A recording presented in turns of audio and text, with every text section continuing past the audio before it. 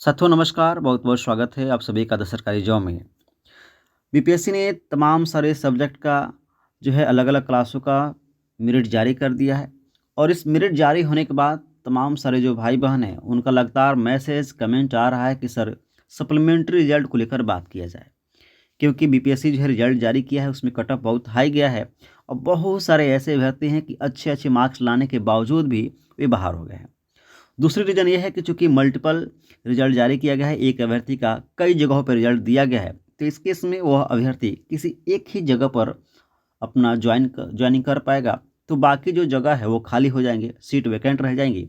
तो ऐसी स्थिति में सप्लीमेंट्री रिज़ल्ट की माँग की जाए ताकि बीपीएससी जो है सप्लीमेंट्री रिज़ल्ट ज़रूर करे। तो इस वीडियो में पूरा डिटेल से बात करने वाले हैं। जो भी साथी नए हैं चैनल को सब्सक्राइब करके वीडियो को लाइक ज़रूर कीजिएगा और जो है इस वीडियो को शेयर भी कीजिएगा। चलिए हम शुरू करते हैं सप्लीमेंट्री रिजल्ट की जो बातें हैं उसको लेकर। सबसे पहले साथियों मैं बता दूं कि पिछली रात मैंने एक वीडियो डाला था जहां पे मैंने कट ऑफ के ऊपर बात की थी। मैंने उस वीडियो में जो है एसएसटी की कट ऑफ बताने का प्रयास किया था। मैंने ये भी कहा था कि एसएसटी की कट ऑफ थोड़ी सी हाई जाएगी अदर सब्जेक्ट की तुलना में। मैंने ये भी बताया था कि जनरल का कट ऑफ यानी अनरिजर्व कट ऑफ 85 के आसपास जाएगा और बीसीए कट ऑफ 80 के आसपास जाएगा। लेकिन लोगों ने जो है उल्टा-पुल्टा मैसेज करना शुरू कर दिया कि आपका कट ऑफ बिल्कुल निराधार है। लेकिन कोई बात नहीं, आप जो है मेरे कट ऑफ को और इस बीपीएससी के द्वारा जारी किए गए मेरिट के कट ऑफ को आप मैच करा लिए होंगे। आपको पता चल गया होगा कि यहाँ से कितनी ऑथेंटिक बातें कही जाती है। सबसे पहले आप बात समझिए कि जो भी बात यहाँ से कही जाती है कुछ न कुछ उसका आधार होता है, कुछ न कुछ कैलकुलेशन होता है, कुछ न कुछ एनालिसिस होती है, उसके बाद ही कुछ कही जाती है।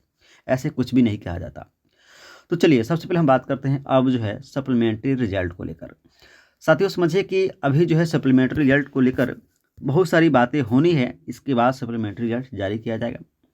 अभी बातें क्या होनी है कि चूँकि आप देख रहे हैं कि अलग-अलग सब्जेक्ट का जो है मेरिट जारी कर दिया गया है, अलग-अलग क्लासों की और आपका डीवी भी शुरू हो चुका है। लेकिन सप्लीमेंट्री रिजल्ट को लाने से पहले इस बात को आपको ध्यान रखना होगा, इस बात को आपको ध्यान रखना होगा कि सबसे पहले सप्लीमेंट्री रिजल्ट तभी आएगा जब all all subject all subject और ऑल क्लास का जो है आपका डीवी कंप्लीट हो जाए, डीवी कंप्लीट हो जाए, लोगों को ज्वाइनिंग दे दी जाए। जब आपका डीवी कंप्लीट हो जाएगा, लोगों को ज्वाइनिंग दे दी जाएगी, तब एक्चुअल में पता चलेगा कि कितनी ऐसी सीट हैं जो वैकेंट रह रही हैं, जो खाली रह रही हैं। मैं ऐसा इसलिए बोल रहा हूँ क्योंकि आप सभी लोगों को मालूम है, आप सभी लोगों को मालूम है कि एक कैंडिडेट का मल्टीपल रिजल्ट हुआ है, कई जगह पर रिजल्ट हुआ है। एक कैंडिडेट का 2-2 जगह 3-3 जगह पर रिजल्ट हुआ है। इस केस में अगर कोई विद्यार्थी एक जगह पे ज्वाइनिंग करता है तो उसका 2 जगहों का सीट वैकेंट रह जाती है। तो इस केस में एक ही कैंडिडेट ऐसा नहीं है, तमाम सारे जो है कैंडिडेट ऐसे हैं जो कई जगह जो है मतलब कि अपने सीट को क्लियर किए हुए हैं। तो इस केस में जब ज्वाइनिंग हो जाएगा कंप्लीट, तब वास्तव में पता चलेगा कि कितने सीट वैकेंट हो रही हैं। क्योंकि देखिए अभी जो है टीचर भी अप्लाई की हैं, जो पीआरटी के टीचर थे वो भी 9, 10, 6, 8 और 11 के अप्लाई की हैं। जो 6 से 8 के टीचर थे पहले से, वे भी अप्लाई किए हैं 9, 10, 11 के। जो 9, 10 के टीचर थे वो भी 11 का अप्लाई किए हैं। यानी हर कोई जो है अपने से ऊपर वाले क्लास में अप्लाई किया है। इसके साथ साथ जो अभ्यर्थी हैं वो भी जो बीएड वाले हैं वो 6 से 8, 9, 10, 11 अप्लाई किए हैं।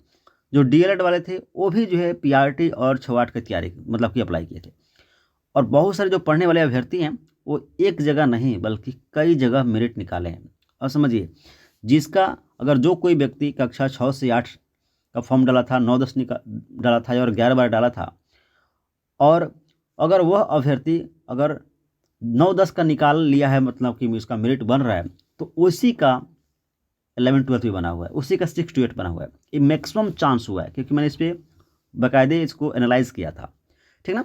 तो इस केस में जब आपका मेरिट जो है बन गया है और आपका डीवी जो है कंप्लीट हो जाता है, डॉक्यूमेंट वेरिफिकेशन हो जाता है, इसके बाद आपको ज्वाइनिंग के बाद ये पता चलेगा कि वास्तव में वैकेंट सीट यानी खाली सीट कितनी रह रही है।